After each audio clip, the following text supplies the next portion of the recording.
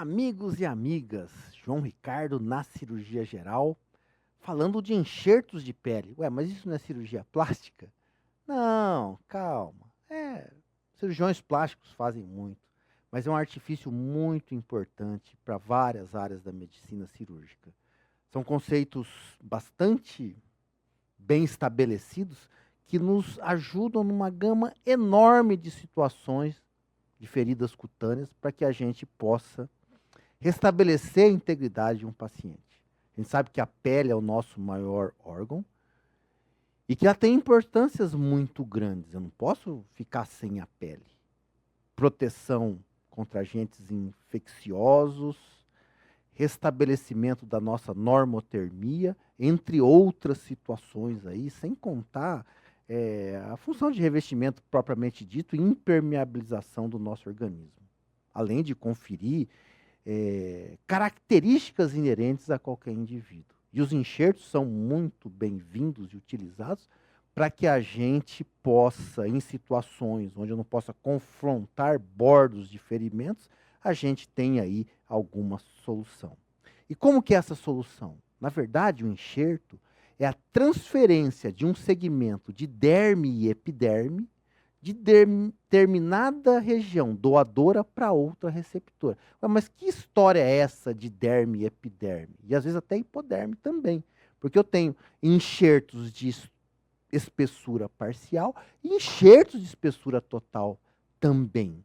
Agora, para que seja efetivo, existe um requisito muito importante, que é o pré-requisito da área receptora. O tecido lá na área receptora, ele tem que ser capaz de nutrir o enxerto, ou seja, formar tecido de granulação. Se não tem tecido de granulação, se não tem tecido de granulação, ou seja, proliferação de vasos, lembra da cicatrização? Um berço adequado e limpo, bem vascularizado para receber essa nova pele, não tem jeito. Relembrando a anatomia da pele, todo mundo se lembra, né? Nós temos epiderme e a derme, e depois a hipoderme. A epiderme tem derivação embriológica do ectoderma e a derme do mesoderma. Isso confere algumas peculiaridades bastante importantes. Do ectoderma, formação dos queratinócitos, peculiaridades bastante importantes. Do ectoderma, formação dos queratinócitos, aquela coisa toda. Mas o que chama atenção bastante nessa figura é a regeneração. Lesões já na derme, tem substituição do tecido normal por um tecido fibrótico, ou seja, elas cicatrizam, levam a sequelas, a problemas e etc. E os folículos pilosos aqui, os anexos, são considerados epiderme também. Então, eles têm capacidade de regeneração em situações como couro cabeludo, onde eu tenho lá a proliferação de muitos folículos pilosos. Esses são conceitos que a gente usa muito até para queimaduras e tal. Na composição da epiderme, que é a camada mais superior, nós temos os queratinócitos, que são os mais comuns, mas temos melanócitos, células de Rangelas, células de Merkel também. E essa epiderme, ela também é distribuída em camadas. A camada córnea, depois a granulosa, a espinhosa, e lá embaixo, junto à epiderme, membrana basal, nós temos lá uma camada germinativa ou basal. Então, quanto mais superficial for a lesão, maior a possibilidade de regeneração, porque eu venho a partir da minha parte regenerativa aqui, da minha camada germinativa. O que significa isso? Significa que eu disponibilizar um tecido de parte do meu corpo para um enxerto, por exemplo, se eu ficar apenas na epiderme, eu vou ter regeneração lá da minha área doadora como um todo. Aprofundando um pouquinho para a derme, são enxertos de espessuras maior, a gente aí já tem algumas coisinhas a analisar em relação à área receptora.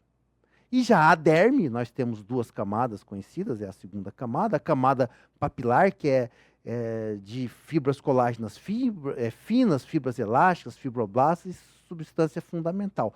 E a camada reticular, que ela é mais espessa, ela é composta de fibras colágenas já com uma disposição 80% de colágeno tipo 1, que é aquele colágeno resistente.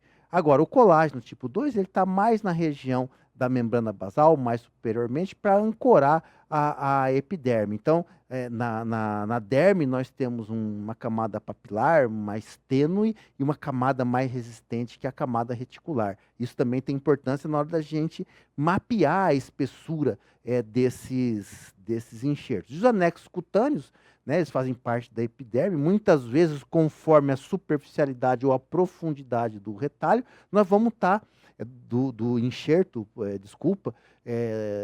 da mobilização, nós vamos poder estar levando anexos cutâneos também para uma área receptora. Então, eu já estou dizendo uma coisa aqui até agora. Olha, nós vamos transferir uma pele de uma área doadora para uma área receptora. E eu posso transferir essa pele em vários graus de profundidade diferente. Isso é importante para a área receptora, mas é importante para a doadora também, porque eventualmente profundidade diferente.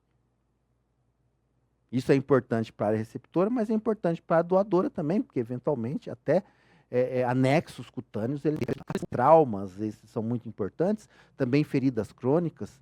Escassez de tecidos adjacentes para cobertura de lesões, como por exemplo, fizemos uma ressecção de uma lesão cutânea e eu não tenho tecido suficiente para confrontar os bordos.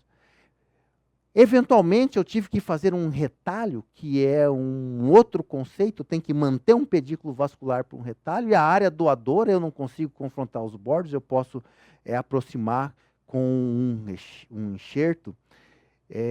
No lugar de reconstrução complexa, quando o estado clínico do paciente contraindicar procedimentos mais longos, quer dizer, eu precisava fazer um procedimento de expansão tecidual, um procedimento, às vezes, de um retalho mais complexo ou microcirúrgico, mas as condições clínicas não permitiram. Então, vamos granular aquela região, um procedimento, às vezes, de um retalho mais complexo ou microcirúrgico, mas as condições clínicas não permitiram. Então, vamos granular aquela região, aguardar a fisiologia da integração do enxerto. Isso é bastante importante, bastante manjado de ser perguntado. Inicialmente, a nutrição da área doadora é feita por embebição na área receptora, que é a embebição serosa, de 2 a 3 dias, onde há absorção dos nutrientes por capilaridade. Depois desses 2 a 3 dias, os capilares do receptor já vão beijar os capilares do doador. Isso aí chama-se inosculação, ou inoculação, como alguns fazem, porque inosculação, ósculo lá em grego, significa beijo. E, por fim, essas anastomoses vasculares elas vão estar completas e nós vamos ter a revascularização com neovascularização, penetração dos vasos sanguíneos e assim por diante vai passar a integrar. Algumas situações, algumas considerações são importantes, como a reinervação do enxerto. O enxerto depois ele pode ter sensibilidade, sim senhor. Nos primeiros 10 a 15 meses é mais difícil, a reinervação ela é incompleta. Mas quanto mais delgado for esse enxerto, mais rápida é essa reinervação. E as fibras elas vêm do leito do receptor.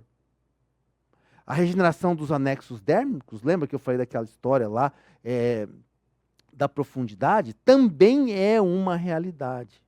Dependendo, é óbvio, da espessura do enxerto. A transpiração do enxerto depende muito do número de glândulas sudoríparas e da reinervação simpática, que são características aí do receptor.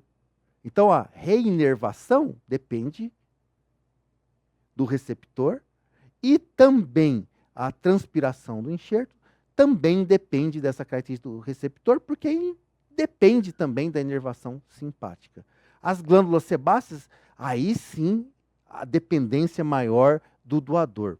Também é dos folículos pilosos, que eles são destruídos nos enxertos parciais, mas se eu tenho um enxerto mais espesso, como total, eles são preservados e, por que não, vai produzir pelos.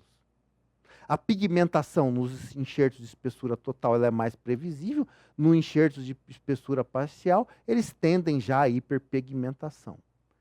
E um outro conceito interessante é a contração do enxerto. Eu tirei lá o enxerto, ele vai diminuir de tamanho. E essa contração eu tenho que dividir em dois, porque vai depender da espessura desse enxerto. Eu tenho uma contração primária, que é imediata após eu retirar da minha área doadora esse enxerto. Então, o que acontece? Eu tiro o enxerto, ele diminui de volume, por causa das fibras elásticas existentes na pele. Quanto maior a espessura, ou seja, enxerto de espessura total, maior a retração ou a contração primária. Isso é importante, porque uma vez ele teve a contração primária, eu transferi ele para outro local, ele não vai fazer mais contração.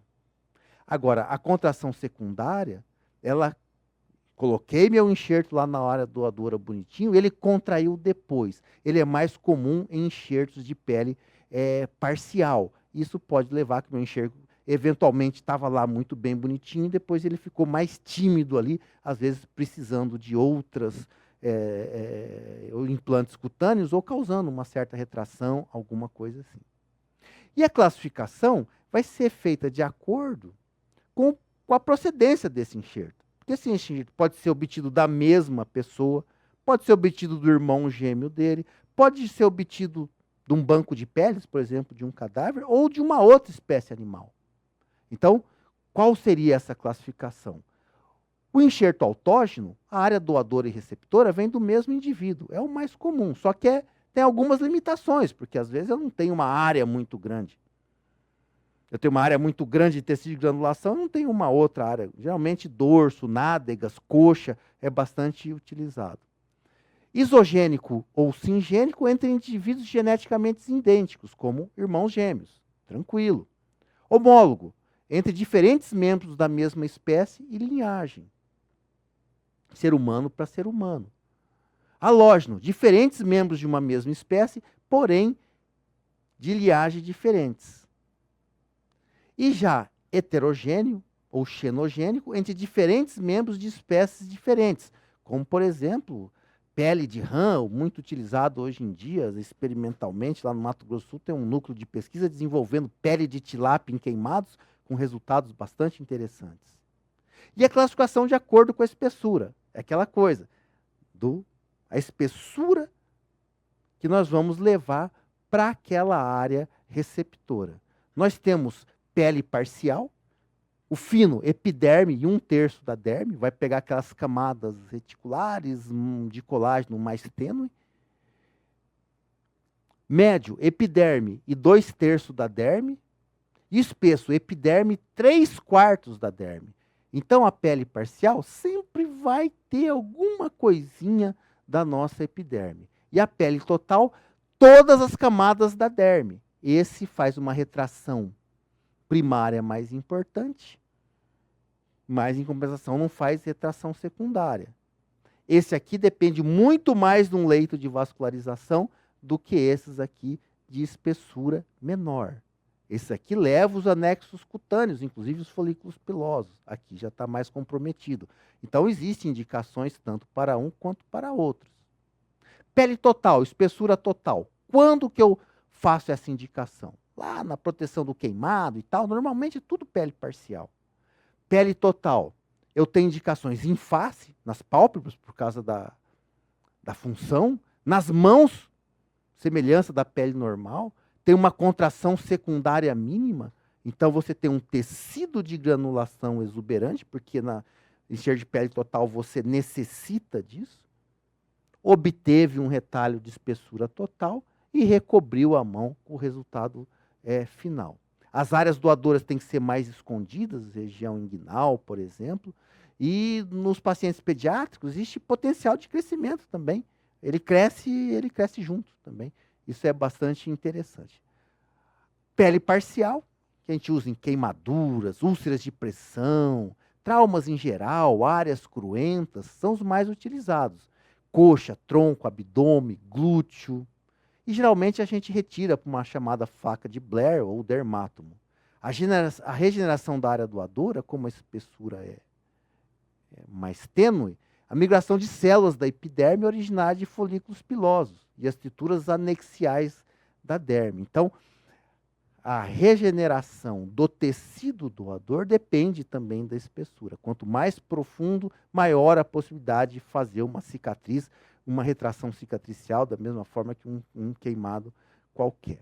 Olha uma faquinha de Blair, ela qualifica a espessura para que a gente possa fazer o nosso enxerto. Um dermátomo já é um aparelho elétrico, também você mede ali, tem as regulagens de espessura, para que você possa fazer a retirada do seu enxerto aí com tranquilidade. E aí, fazendo uma relação entre um confronto entre enxerto de pele parcial e pele total, esse quadro aqui ajuda bastante a gente fazer essa diferenciação. Pele parcial, epiderme, parte da derme, toda a derme total. Sobrevivência é mais fácil, mas esse aqui tem um melhor resultado estético. Menor contração primária no parcial. Maior contração primária no parcial, mas em compensação, a contração secundária vai ser maior no enxerto de pele parcial. A área doadora cicatriza por reptilização primária, a área doadora fecha com sutura, porque você tirou todas as camadas. Receptor necessita um pouquinho menos de vascularização. Na pele total, receptor necessita uma vascularização abundante. Possível retirada após epitelização. Epitelizou, eu posso usar de novo. E aqui não tem regeneração. Então, a gente vai ficar uma cicatriz que nós vamos fechar sob sutura a área doadora. E de acordo com o tipo, alguns conceitos são importantes também. E eu quero citar esses 3 tipos de enxerto: estampilha, e laminar. Laminar, tirei uma lâmina e recobri. Malha, pego o meu enxerto, a minha lâmina, passo numa máquina que faz alguns furinhos na pele. Parece um moedorzinho de carne. E aí o que acontece? Eu ganho espaço. Então, esse é o enxerto em malha. Tem problema? Ele, na verdade, é uma solução, porque ele vai com a mesma área de pele, ele vai atingir uma área maior de cobertura. Só que vai cicatrizar por segunda intenção aqui no meio entre um e outro. Mas é uma solução bastante interessante.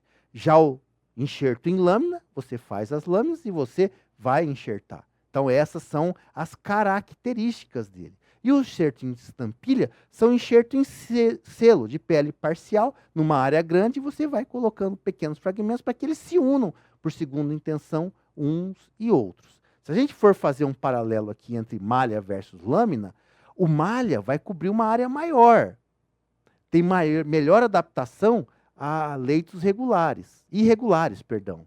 Maior drenagem de exudato, porque ele tem lá, ele é fenestrado. Cicatrização por segunda intenção acontece, e ele é inadequado para áreas de articulações. Esteticamente, ele não é o mais bonito do mundo, mas o enxerto em lâmina, mas ele vai cobrir área menor, mas ele cobre, olha lá, ele pior adaptado em leitos irregulares, menor drenagem, sem áreas de cicatrização por segunda intenção, isso faz com que ele fique mais estético. Então, lembrar desse tipo de enxerto que ajuda aí no nosso discernimento para quando indicar um ou outro. Então, repetindo, o enxerto em malha, o enxerto em lâmina, que eu já havia mostrado, e algumas dicas precisam ficar aqui para a gente. Primeiro, cuidados locais, de manter a vascularização. Muito utilizado o curativo de Brown, na hora de você fixar, você deixa fiozinhos para manter uma tensão, ele grudado realmente ali, a gente deixa esse curativo aí 2, 3 dias para passar aquele efeito inicial da embebição até a fase de inosculação. Claro, sangrou, sujou, você vai ter que tirar, isso é inerente a qualquer ato operatório. E algumas complicações são inerentes também aos enxertos. A não integração do enxerto, pus o enxerto e ele não integrou.